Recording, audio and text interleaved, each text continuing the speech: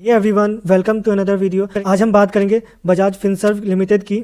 ये कंपनी कैसे आपके फाइनेंशियल ड्रीम को पूरी करती है और क्या ये एक पावर हाउस है फाइनेंशियल सर्विसेज का। तो चलिए शुरू करते हैं। Bajaj Finserv limited Bajaj group का फाइनेंशियल सर्विस हब है। ये सिर्फ एक कंपनी नहीं है बल्कि मिलियंस ऑफ कस्टमर को एसेट फाइनेंसिंग, इंश्योरेंस और रिटायरमेंट सॉल्यूशन प्रोवाइड करने वाली कंपनी है। और मजेदार बात यह है कि ये कंपनी अलग अलग सेक्टर में मौजूद है, चाहे वो लाइफ इंश्योरेंस हो, जनरल इंश्योरेंस हो या लैंडिंग सॉल्यूशन हो। ये सब होता है Bajaj Allianz general insurance, Bajaj Allianz life insurance और बजाज फाइनेंस लिमिटेड जैसे सब्सिडरी के जरिए। चलिए अब हम लोग बजाज फिनसर्व के रेवेन्यू ब्रेकडाउन के ऊपर में नजर डालते हैं।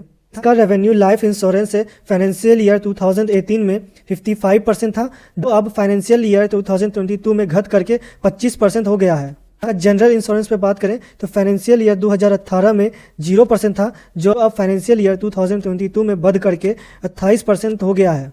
इसका रिटेल फाइनेंसिंग के ऊपर में बात करें तो ये कंसिस्टेंट है। फाइनेंशियल ईयर 2018 में 43% था और फाइनेंशियल ईयर 2022 में 45% हो गया है। अब हम बात करते हैं बजाज फिनसर्व की डिजिटल स्ट्रेटेजी की और हाल की स्ट्रेटेजिक एक्विजिशन की। चलिए अब हम लोग डिजिटल ट्रांसफॉर्मेशन के बारे में बात कर लेते हैं। तो डिजिटल स्वास्थ्य, स्मार्ट एसेट, डेटा लेक जैसे प्रोजेक्ट जिससे कस्टमर सेटिस्फेक्शन में बढ़िया सुधार हुआ है। चलिए अब हम लोग इसके स्ट्रेटेजिक एक्विजिशन के बारे में बात कर लेते हैं। तो बजाज फिनसर्व ने विदाल हेल्थ केयर सर्विस को $39.16 मिलियन में खरीदा है, जो कि इंडिया की टॉप हेल्थ मैनेजमेंट कंपनी में से एक है। और क्या आप बजाज फिनसर्व के स्टॉक स्प्लिट और बोनस इशू के बारे में जानते हैं? जुलाई 2022 में बजाज फिनसर्व ने एक 5:1 का स्टॉक स्प्लिट और 1:1 का बोनस इशू अनाउंस किया था। ये उन सभी इन्वेस्टर्स के लिए बड़ा मौका था जो इस कंपनी में इन्वेस्ट करना चाह रहे थे। चलिए अब हम लोग बजाज फिनसर्व का टेक्निकल एनालिसिस कर लेते हैं। अगर हम लोग इसके 1 डे टाइम फ्रेम का चार्ट देखेंगे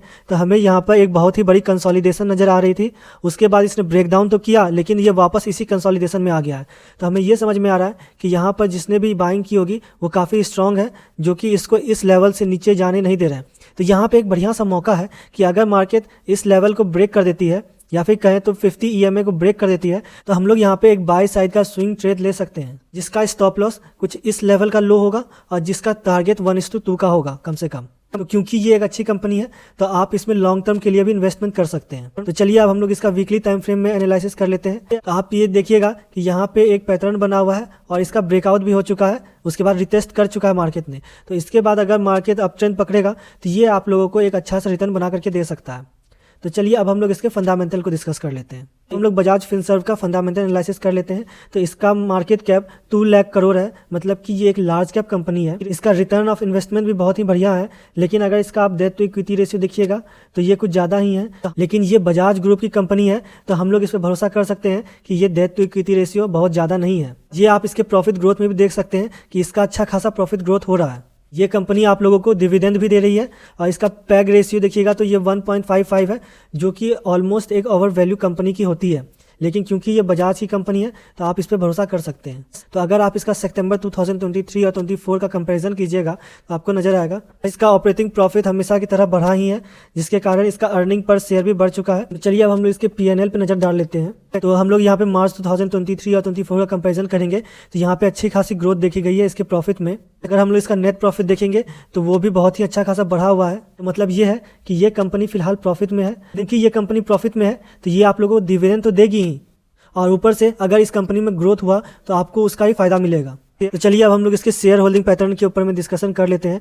तो आपको ये देख करके बहुत ही अच्छा लगेगा कि सितंबर 2023 और 24 में प्रमोटर्स का होल्डिंग थोड़ा सा कम हुआ है, लेकिन अगर आप यहाँ पे FIIs का होल्डिंग देखिएगा तो वो अच्छा खासा बढ़ा है और यहाँ पे DIIs ने भी अपनी अच्छी खासी पोजीशन इसमें इंक्रीज की है। तो आप इसका पब्लिक शेयर होल्डिंग देखिएगा तो यहाँ पे पब्लिक शेयर होल्डिंग घटा है। इसका मतलब ये है कि यहाँ पे बिग प्लेयर ज्यादा इंटरेस्टेड है इस शेयर को बाय करने के लिए पब्लिक के तुलना में। जिस स्टॉक में बड़े प्लेयर्स घुस जाते हैं और अपना पोजीशन इंक्रीज कर लेते हैं तो ये समझ जाइए कि उसमें आप लोगों को ज्यादा अच्छा ग्रोथ देखने मिल सकता है फ्यूचर में। तो दोस्तों ये थी बजाज फिनसर्व लिमिटेड के बारे में फुल एनालिसिस। अगर आपको ये वीडियो अच्छा लगा तो वीडियो को लाइक करें और इस चैनल पर पहली बार आए हो तो चैनल को सब्सक्राइब करो। मिलते हैं आप लोगों से अगले वीडियो में, तब तक के लिए नमस्कार।